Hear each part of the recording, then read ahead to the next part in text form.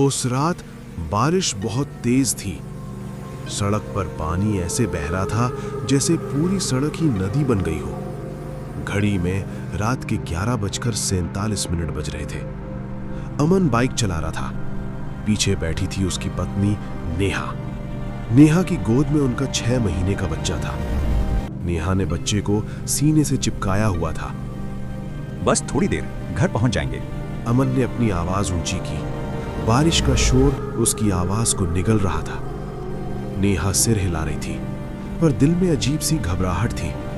उसे नहीं पता था क्यों, पर उस रात उसका दिल बहुत तेज धड़क रहा था। वे जिस सड़क से जा रहे थे, वो इलाका पहले भी कई हादसों के लिए बदनाम था। एक खतरनाक मोड़, न ठीक से स्ट्रीट लाइट थी, न चेतावनी बोर्ड। लोकल लोग उसे कहते थे मौत का मोड़। जो भी वहां तेज रफ्तार में पहुंचा, वापस जिंदा नहीं लौटा। अमन ने बाइक धीमी की। उसी वक्त सामने से अचानक एक ट्रक निकला। नेहा ने सिर्फ एक चीख मारी। बाइक जोर से हवा में उछली। ट्रक के ब्रेक चीखते हुए रुके। 3 जिंदगियां सड़क पर बिखर गई। बारिश अब भी गिर रही थी, जैसे आसमान को भी फर्क न पड़ता हो। लोग दौड़े आए। कोई पुलिस को फोन कर रहा था, कोई एम्बुलेंस बुला रहा था। अमन और नेहा दोनों मौके पर ही मर चुके थे। पर तभी, अरे, ये बच्चा तो हिल रहा है। एक आदमी कांपती आवाज में बोला। मलबे और खून के बीच वो बच्चा जिंदा था। न रो रहा था, न हिल रहा था, बस आंखें खुली थीं और वो आसमान की तरफ देख रहा था। डॉक्टर हैरान थे। इतने बड़े हादसे में बच्चा कैसे बच गया? डॉक्टर ने फाइल बंद करते हुए कहा, इसे ऊपर वाले ने बचाया है। पर नर्स ने देखा, बच्चा कई बार खाली कोने में देखकर मुस्कुरा रहा था। नाम रखा गया आरव। उसके पास अब कोई नहीं था, न मां न पिता। सरकार ने केस बंद कर दिया। बच्चे को सरकारी अनाथालय भेजा गया।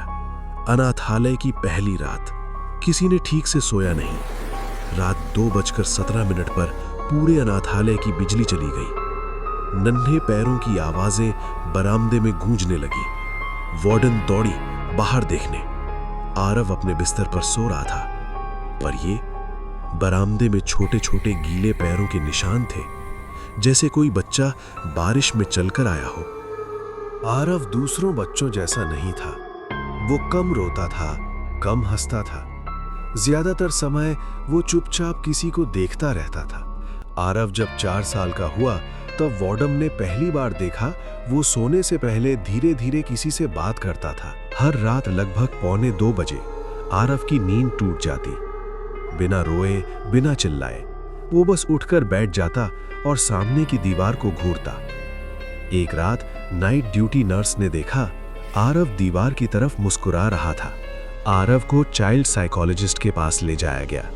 डॉक्टर ने पूछा, आरव, तुम्हें डर लगता है? आरव ने सिर हिलाया। आरव जब 7 साल का हुआ तो पास के स्कूल में दाखिला मिला।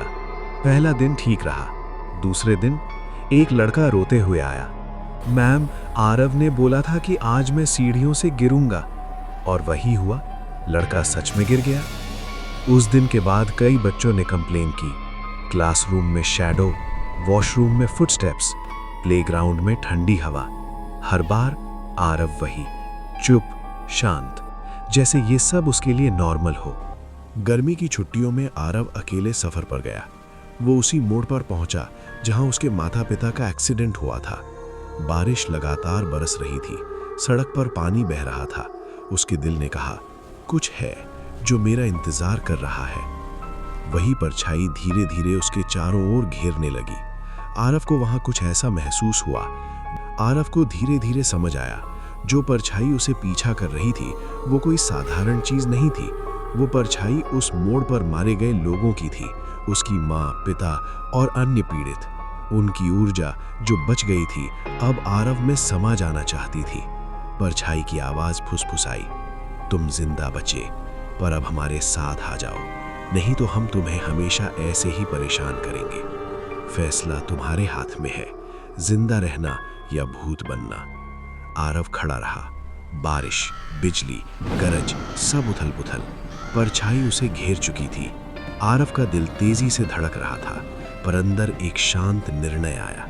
वो देख रहा था सारा डर, अकेलापन और अपराध बोध उसके अंदर मिल रहे थे। उसने आसमान की तरफ देखा, बारिश और बादलों का दृश्य डरावना, और फिर परछाई उसकी देह में समा गई। आरव दुनिया से गायब हो गया। एक और हादसा हुआ और कहानी यहीं पर खत्म होती है। और उस मोड़ पर आज भी ऐसी घटनाएं होती हैं। आपको ये कहानी कैसी लगी हमें ज़रूर बताएं, और रोज़ ऐसी ही कहानियों के लिए चैनल को सब्सक्राइब ज़रूर करें।